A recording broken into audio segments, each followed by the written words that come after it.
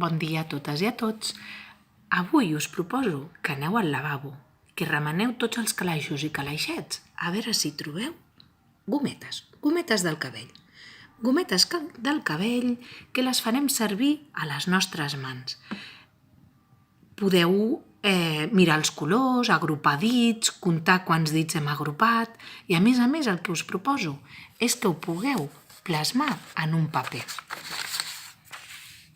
Feu la vostra mà i podeu dibuixar com us heu posat les gometes als dits. O, al revés, dibuixeu primer com voldríeu posar-vos les gometes als dits i després a veure si ho podeu aconseguir. És una activitat molt xula que la podeu compartir amb els vostres germans o amb els vostres familiars. Avui treballem amb gometes i els nostres dits. Fins a la propera!